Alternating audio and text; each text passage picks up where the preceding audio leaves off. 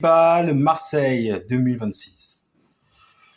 Les principaux candidats à la mairie de Marseille 2026, c'est Benoît Payan et Franck Alizio. Franck Alizio, né le 4 août 1980 à Marseille, est un homme politique français. Président national des jeunes actifs des Républicains à partir de 2011, conseiller ministériel sous Nicolas Sarkozy, il rejoint en 2015 le Front National, devenu Rassemblement National en 2018. Il est élu député dans la 12e circonscription des Bouches-du-Rhône lors des élections législatives de 2022. Il siège dans le groupe RN. Franck Alizio est candidat à la mairie de Marseille 2026. Il a été assistant parlementaire à l'âge de 25 ans au Sénat. Franck Alizio devient à 31 ans le président des jeunes actifs de l'UMP. Il entre au cabinet de Roger Carucci pour gérer les relations avec la presse. Après la défaite de Nicolas Sarkozy à l'élection présidentielle de 2012, il rejoint l'équipe du député de Paris, Pierre Lellouche. Pendant 1 an et demi, en septembre 2014, il signe un contrat à temps partiel pour rejoindre les collaborateurs parlementaires de Nathalie Kosciusko-Morizet. 9 mois plus tard, cette dernière met fin au contrat, estimant qu'il était plus concerné par son destin personnel que par le travail. Il annonce le 13 septembre 2015 à Marseille son ralliement au Front National. Il est alors nommé porte-parole de la campagne régionale de Marion-Maréchal Le Pen, en Provence-Alpes-Côte d'Azur. Aux élections sénatoriales de 2020 dans les Bouches-du-Rhône, il est 5e sur la liste RN conduite par Stéphane Ravier. Lors de l'élection présidentielle de 2022, il est chargé des argumentaires dans l'équipe de campagne de Marine Le Pen.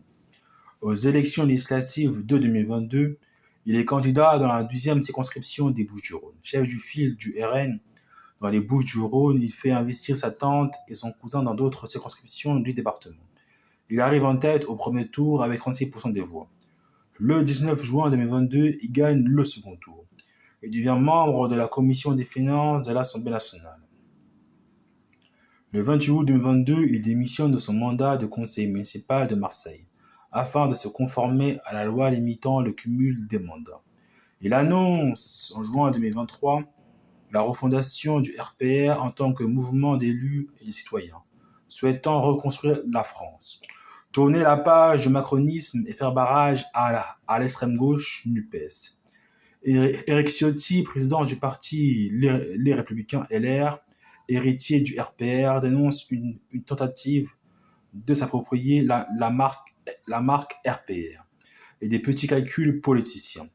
D'après Le Point, le cycle RPR avait été acquis par un proche de Patrick Buisson, après la dissolution du parti en 2002, lequel l'a ensuite revendu au RN une vingtaine d'années plus tard, en vue du coup de com' d'Alizio. Il se représente aux élections législatives de 2024 comme candidat dans la 12e circonscription des Bouches-du-Rhône. Il est réélu dès le premier tour en obtenant 54% des voix. Il se porte candidat aux élections municipales de 2026 à Marseille. Il axe sa campagne sur des thèmes sécuritaires face à la criminalité liée au trafic de drogue dans la ville.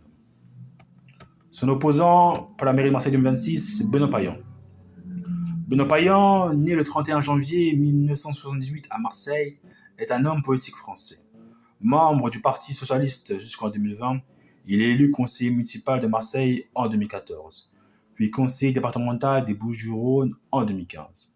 Il participe à la création du Printemps marseillais, une alliance de mouvements civiques et de partis de gauche élaborée pour les élections municipales de 2020 à Marseille.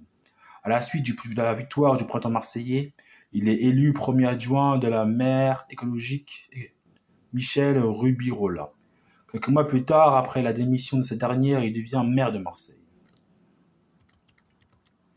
Benoît Payan, né le 31 janvier 1978, et grandit dans le quartier de Pont-de-Vivot. Il est fils d'un menuisier et d'une mère agente de l'URSSAF, de la classe moyenne marseillaise. Une partie de sa famille est originaire d'Armine. alors que ses arrière-grands-parents sont arrivés à Marseille depuis l'Italie. Il a un demi-frère et une demi-sœur. Il a étudié le droit et est diplômé de l'École supérieure de notariat de Marseille, formé comme clerc de notaire. Il s'engage au Parti socialiste et au mouvement des jeunes socialistes durant ses années d'études.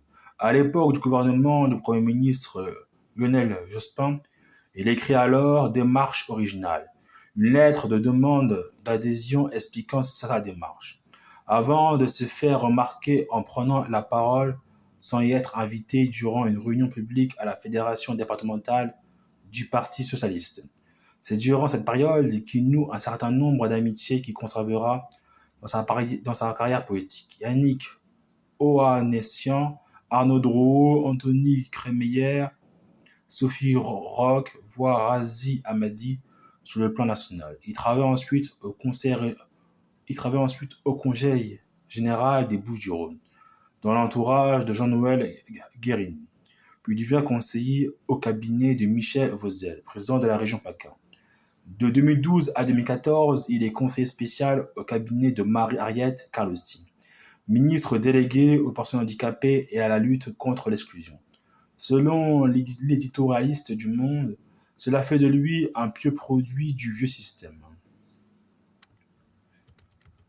Il obtient son premier mandat lors des élections municipales de 2008 à Marseille. Il figure sur les listes Faire gagner Marseille, l'Union de la gauche conduite par Jean-Noël Guérini dans le 7e secteur, 13e et 14e arrondissement. Durant ce mandat, il est adjoint au maire de secteur, Garo Ovsepian, délégué à la jeunesse et siège à la fois au conseil d'arrondissement et au conseil communautaire de Marseille-Provence Métropole. En 2014, Benoît Payan il est élu pour la première fois au conseil municipal de Marseille, puis il devient conseiller départemental l'année suivante. Il perd toutefois cette même année son mandat de conseiller communautaire à cause du mauvais score de la liste de Marie-Arlette Carlotti dans le troisième secteur. En juin 2016, il est élu président du groupe socialiste à la ville de Marseille. Il s'impose alors comme tête de file de l'opposition municipale en multipliant les interventions et interviews offensives, s'opposant à la gestion municipale du maire Jean-Claude Gaudin. Il décrit une ville fracturée et les échecs patents et hurlants de la majorité sortante. Ses interventions en conseil municipal sont remarquées sur les réseaux sociaux, partagées et vues des centaines de milliers de fois, faisant de lui l'un des élus locaux les plus influents de France sur Facebook. Au-delà de ses adversaires, il dénonce les dérives de la ville et du système politique local, en livrant en 2016 un portrait sans concession de l'héritage de Gaston Defferre, ou en affichant ses critiques envers Jean-Noël Guérini. En 2019, dans un contexte marqué par l'effondrement des immeubles de la rue d'Aubagne et les enquêtes sur la gestion de la ville par l'équipe Gaudin, il est l'un des instigateurs du printemps marseillais, coalition de partis de gauche, de syndicats, de citoyens et de militants associatifs qui peine à désigner une tête de liste pour les municipales 2020. Benoît Payan défend l'idée d'une liste unique à gauche, mais son étiquette PS est un repoussoir. Il renonce finalement à se présenter comme tête de liste et apporte son soutien à la candidature de Michel Rubirola, dissidente de Écologie Les Verts. À la suite de la victoire du printemps marseillais, lors des élections municipales de 2020 à Marseille, il est nommé premier adjoint à la maire Michel Rubirola. Chargé de l'action municipale pour une ville plus juste, plus verte et plus démocratique du projet municipal, des services publics, des grands équipements de la communication, de la promotion de Marseille et de la stratégie événementielle. Maire de Marseille. Michel Rubirola annonce le 15 décembre 2020 qu'elle souhaite officiellement, pour des raisons de santé, échanger sa place avec Benoît Payan, son premier adjoint. Depuis plusieurs mois, c'est lui qui dirige, assurant l'intérim après la démission de Michel Rubirola le 15 décembre 2020. Il est élu maire de Marseille par le conseil municipal le 21 décembre 2020. Michel Rubirola affirme vouloir toujours travailler en binôme, mais en inversant les rôles de maire et premier adjoint. Pour beaucoup d'observateurs, y compris dans les rangs des électeurs du printemps marseillais, qui voulaient balayer le vieux système, cette mise en place d'un apparatchik socialiste est un tour de passe-passe qui renforce le désenchantement démocratique. Benoît Payan, nommé directeur de cabinet Arnaud Drouot, qui démissionne de son poste d'adjoint au maire chargé des marins-pompiers. Le début de son mandat est marqué par ses prises de position, comme le souhait de la vente du stade de Vélodrome qui coûte plus de 15 millions d'euros par an aux Marseillais, comme l'indique un rapport de la Chambre régionale des comptes de Marseille diligenté par Nasser Meda. Le président de celle-ci est le développement des trois grands axes santé, école et logement. Après s'être opposé au projet d'hôtel sur le site de la Villa Valmer, il obtient la sauvegarde du parc. Les travaux entamés, il se rend en personne sur les lieux pour constater la démolition d'une partie de la villa non prévue dans le permis de construire. Dès sa prise de fonction, la municipalité s'est attelée à rendre gratuits les abonnements aux bibliothèques et à favoriser l'éducation artistique et culturelle pour les enfants. Elle lance par ailleurs un dispositif d'aide aux colonies de vacances et finance des maisons de la citoyenneté. 2 ans après son élection, il semble avoir gagné le procès en illégitimité et avoir réussi à mobiliser à la fois Emmanuel Macron, Martine Vassal et sa majorité de gauche, hétéroclite, alors que la droite marseillaise est, atone. Les relations entre la municipalité de Marseille et la métropole d'Aix-Marseille-Provence, dirigée par Martine Vassal, restent toutefois très tendues, provoquant des retards dans la mise en œuvre des projets défendus par la municipalité. À mi-mandat, en juin 2023, 59% des habitants approuvent l'action du printemps marseillais, selon une étude IFOP, et Benoît Payan concentre 53% d'opinions favorables. Sa politique culturelle est néanmoins critiquée.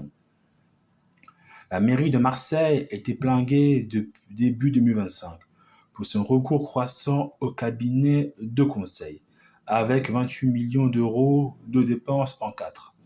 La société publique des écoles marseillaises, présidée par Benoît Payan et qui doit mettre en œuvre la rénovation des écoles dans le cadre du plan Marseille en grand, est signalée au procureur de la République pour un possible délit de favoritisme. En septembre 2025, Benoît Payan annonce le jumelage de la commune de Marseille avec la commune de Bethléem en Cisjordanie. Benoît Payan est candidat aux élections départementales de 2015 dans le premier canton de Marseille, aux côtés de l'élu écologiste Michel Rubirola. 12 listes concurrentes sont opposées à ce binôme. Dans la liste de Jean-Noël Guérini, Forge du 13, à laquelle le binôme s'oppose, ainsi qu'une fausse liste écologiste montée par un membre du cabinet de Renaud Muselier afin de tenter de faire perdre la gauche en trompant les électeurs. Au terme d'une campagne électorale difficile, Benoît Payan est élu conseiller départemental avec 70% des voix au second tour, réalisant le meilleur score de la gauche en région Provence-Alpes-Côte d'Azur-PACA.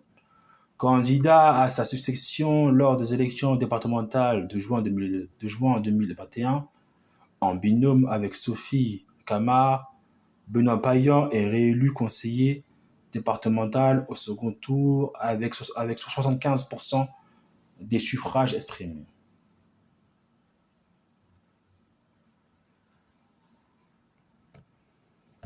Franck Alizio.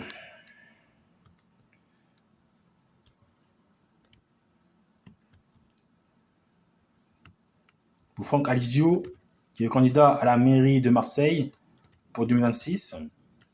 En 2023, il omet de déclarer auprès de l'ATVP que deux de ses collaborateurs parlementaires sont employés par la région Provence-Alpes-Côte d'Azur. Selon Mars Actu, Alizio entretient la confusion sur le statut de nombreuses personnes qui militent pour lui et sont employées à l'Assemblée, à la région et à la ville de Marseille. La région Provence-Alpes-Côte d'Azur émet un signalement auprès du procureur de la République de Marseille qui ouvre l'enquête pour détournement des biens publics. Pour Benoît Payan,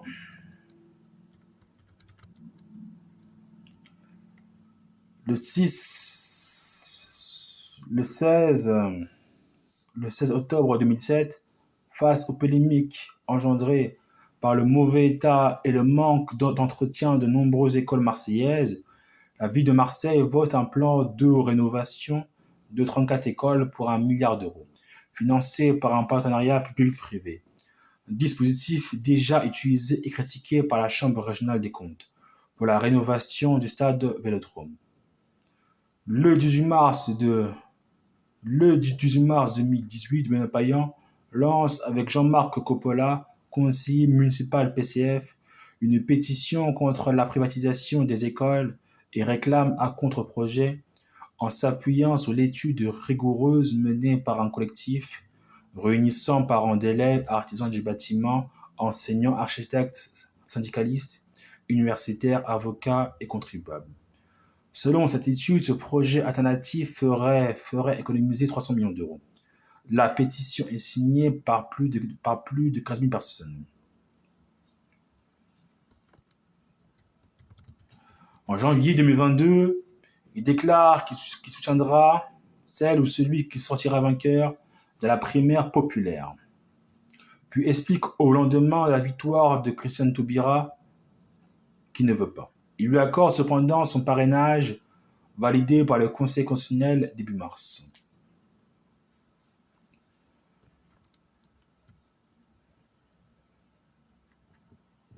Benoît Payan s'engage à plusieurs reprises pour dénoncer les fiascos immobiliers de Marseille. Il remet ainsi en cause les millions d'euros que les Marseillais ont perdus en conséquence des choix de la majorité municipale.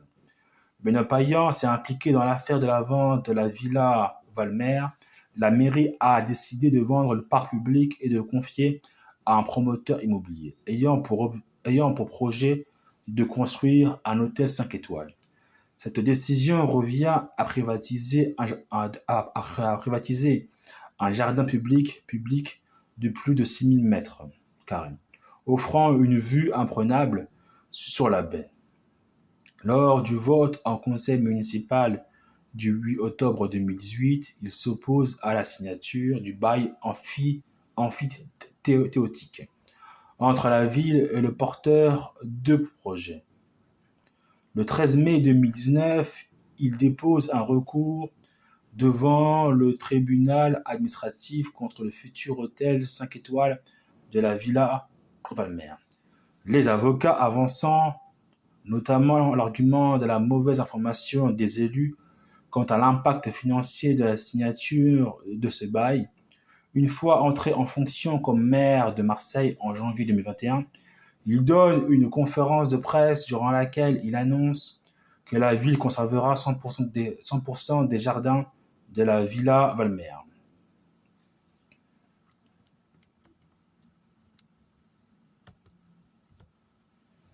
Vive la France, vive les municipales 2026.